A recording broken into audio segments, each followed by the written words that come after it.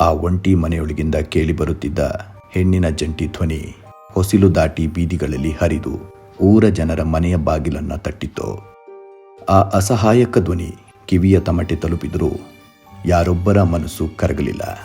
ಬೆಳಕು ಬರುವ ಮುನ್ನವೇ ಕಿಟಕಿಯ ಕದಗಳು ಮುಚ್ಚಿಕೊಂಡವು. ನಿದ್ರೆಯ ನಾಟಕ ಮುಂದುವರಿಯಿತು. ಅಷ್ಟರಲ್ಲಿ ಮೈ ನಡುಗಿಸುವ ಚಳಿ ಮುಂಜಾನೆಯನ್ನ ಮೌನವಾಗಿ ಸ್ವಾಗತಿಸಿತ್ತು. ಆದರೆ ಆ ಚಳಿ ರಾತ್ರಿಯೆಲ್ಲ ನರಳಾಡಿದ ಆ ಒಂಟಿ ಹೆಣ್ಣಿನ ಜೀವದ ಕಥೆಯನ್ನ ಮುಚ್ಚಲಿಲ್ಲ. ಬೆಳಗಿನ ಹೊತ್ತಿಗೆ ಆ ಒಂಟಿ ಮನೆಯ ಪಕ್ಕದ ಮರದ ನೆರಳಿನಲ್ಲಿ ಕಾಲವೇ ನಿಂತಂತಿರುವ ಒಂದು ದೃಶ್ಯ ಕಾಣಿಸಿತು. ಅದನ್ನ ಮೊದಲು ನೋಡಿದ್ದು ದನಕಾಯೋ ಹುಡುಗ ಚಂದಪ್ಪ. ಈ ಚಂದಪ್ಪನ ಮೂಲ ಉತ್ತರ ಕರ್ನಾಟಕ.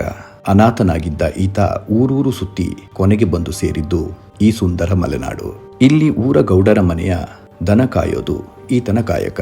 ಎಂದಿನಂತೆ ಅಂದು ಕೂಡ ಈತ ದನ ಮೇಯಿಸುತ್ತಾ ಆ ಒಂಟಿ ಮನೆಯ ಕಡೆಗೆ ಹೋಗಿದ್ದ. ಆಗ ಅಲ್ಲಿ ಕಂಡಿದ್ದು ಆ ಭಯಾನಕ ದೃಶ್ಯ. ಹೆಜ್ಜೆ ಹೆಜ್ಜೆಗೆ ಧೈರ್ಯ ಕಳೆದುಕೊಂಡು ಕಣ್ಣು ಮೇಲಕ್ಕೆತ್ತಿದ ಕ್ಷಣದಲ್ಲಿ ಅವನಿಗೆ ಸಿಕ್ಕ ಉತ್ತರ ಮಾತಲ್ಲಿತ್ತು, ಅಲ್ಲ ಮೌನದಲ್ಲಿತ್ತು. ಮರದ ಕೊಂಬೆಯಿಂದ ಜಾರಿ ಬಿದ್ದ ಕೆಂಪು ರಕ್ತದ ಒಂದು ತೊಟ್ಟು ಆತನ ಮುಖವನ್ನು ಸ್ಪರ್ಶಿಸಿದಾಗ ಚಂದಪ್ಪನೊಳಗೆ ಏನೋ ಮುರಿದು ಬಿದ್ದಿತ್ತು. ಇನ್ನೇನೂ ನೆನಪಿಲ್ಲ. ತಲೆ ತಗ್ಗಿಸಿ ಬೆನ್ನಿಗೆ ಕಾಲು ಹಾಕಿದಂತೆ ಊರ ಕಡೆಗೆ ಓಡಿದ ಚಂದಪ್ಪ ಕಣ್ಣು ತೆರೆದಾಗ ಇದ್ದದ್ದು ಗೌಡರ ಮನೆಯ ಚಾವಡಿಯ ಮೇಲೆ. ಸುತ್ತಲೂ ಊರ ಮುಖಗಳು. ಕುತೂಹಲ, ಅನುಮಾನ ಮತ್ತು ಭಯ. ಕಣ್ಣು ಮಿಟುಕಿಸಿ ನೋಡಿದರೆ ಸೂರ್ಯ ಈಗಾಗಲೇ ನೆತ್ತಿಯ ಮೇಲೆ. ಆದರೆ ಊರ ಜನರ ಪ್ರಶ್ನೆಗಳು ನೆರಳಿನಂತೆ ಅವನ ಮೇಲೆ ಎರಗಿದವು. ನೀನು ಏನು ನೋಡಿದೆ? ಯಾಕೆ ಓಡಿ ಬಂದೆ?